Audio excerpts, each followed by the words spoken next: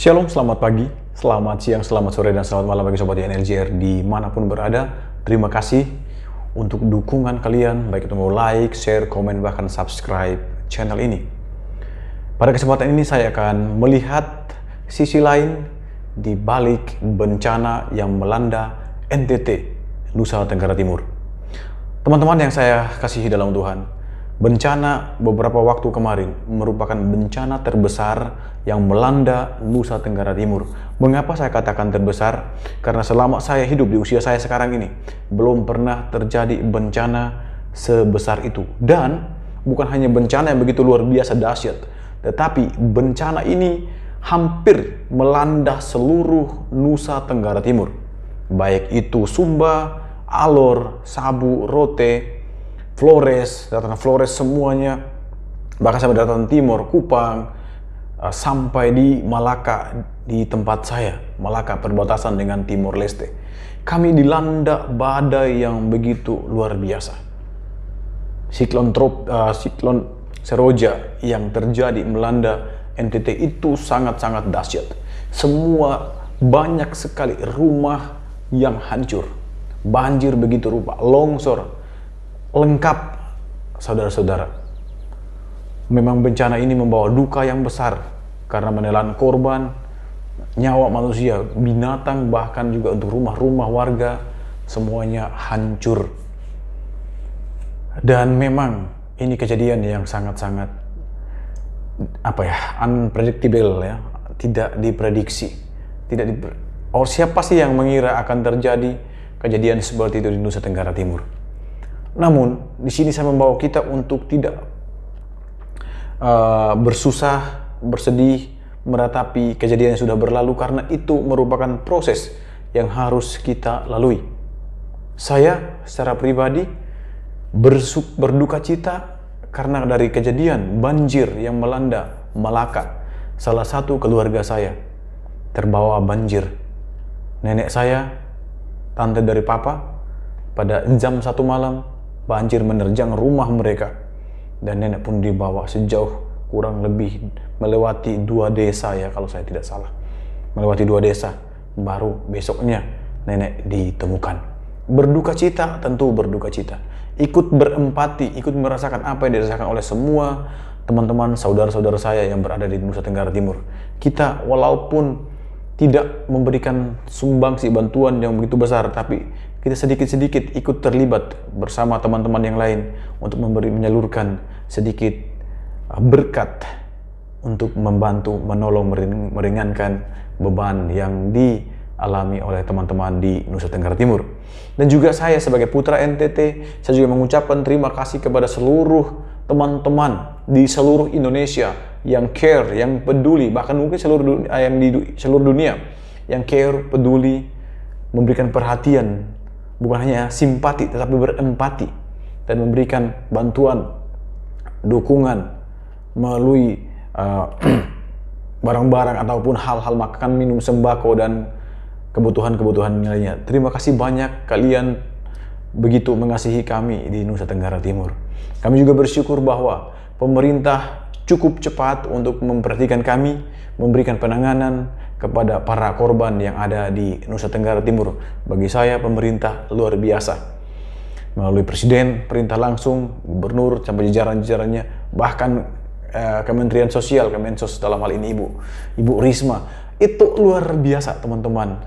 Pada kesempatan ini saya menyoroti beliau. Beliau turun langsung ke sana sebagai seorang perempuan, terjun langsung di lapangan, melihat langsung realita yang terjadi, ikut merasakan apa yang dirasakan oleh masyarakat. Itu luar biasa. Tidak kalah penting juga Bapak Presiden Jokowi. Bagi kami, Presiden Jokowi adalah presiden yang terbaik sepanjang masa. Bagi kami, Jokowi, bagi saya secara pribadi, saya memiliki presiden adalah di zaman Jokowi yang kami merasakan. Bahkan tidak salah kalau teman-teman melihat orang NTT, semua pasti mengagung-agungkan Bapak Joko Widodo. Bahkan jika boleh dia bisa memimpin seterusnya, tidak masalah. Nah ini. Namun kesempatan ini saya menyoroti satu, Ibu Risma. Ibu Risma seorang wanita yang hebat menurut saya. Saya kagum beliau sebagai wali kota Surabaya, dan sampai akhirnya dia diambil ke istana menjadi Menteri Sosial. Wah, itu luar biasa teman-teman. Apa yang saya melihat di sini, kerendahan hatinya, dan beliau ketika pergi ke Flores Adonara di sana, dia disambut oleh para suster. Demikian videonya teman-teman.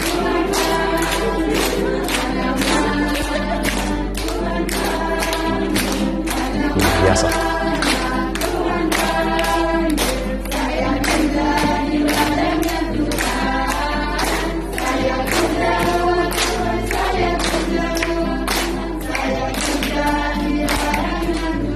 Ya teman-teman, dia disambut oleh para suster yang semua pakai kerudung ya, menyambut Ibu Risma dengan penuh sukacita dan mengambil mereka sambil sembari menyanyi pujian, mana-mana Tuhan panggil saya kerja di ladangnya Tuhan.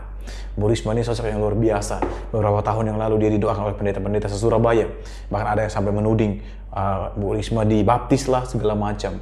Nah, di kejadian di Flores, beliau disambut dengan nyanyian mana-mana Tuhan panggil untuk kerja di ladangnya Tuhan. Bu Risma, Anda luar biasa, sosok yang luar biasa, yang humble, sosok yang mau merakyat, sosok yang peduli, sosok yang care, bahkan sosok yang sangat-sangat toleransi. Ketika bom Surabaya bulan Mei tahun 2017 kalau saya tidak salah di Surabaya, beliau mendatangi setiap gereja dan katakan, nak, hati-hati, tutup gerbang, jangan sampai kejadian ini terulang, sambil menangis. Beliau luar biasa. Bagi saya, di dalam kejadian ini, kami tentu berduka. Tetapi di balik duka cita yang kami alami di Nusa Tenggara Timur, ada banyak hal-hal positif yang perlu kita semua, teman-teman semua yang di Nusa Tenggara Timur melihat, bahwa melalui kejadian-kejadian ini, kita melihat bahwa pemerintah bisa lebih tahu tentang NTT. Banyak orang mengenal Nusa Tenggara Timur yang selama ini saya katakan terisolir, tidak dikenal oleh orang Indonesia, bahkan lebih lagi masyarakat lebih luas. Tapi melalui kejadian yang kami alami di NTT, kami dikenal.